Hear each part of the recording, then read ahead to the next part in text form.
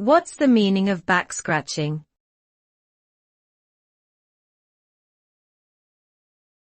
Backscratching.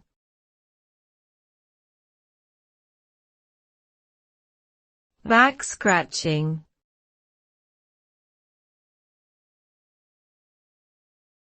Backscratching.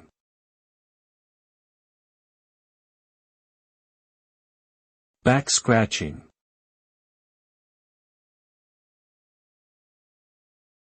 The term backscratching typically refers to the practice of exchanging favors or services with someone else, often in a mutually beneficial manner.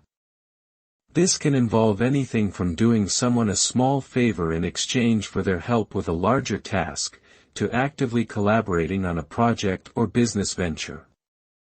The implication is that both parties are receiving benefits or advantages from the relationship, and that they are willing to help each other out in order to achieve their goals. While backscratching can be seen as a positive aspect of networking and building relationships, it may also be viewed as a form of nepotism or favoritism if it is used exclusively among a select group of people.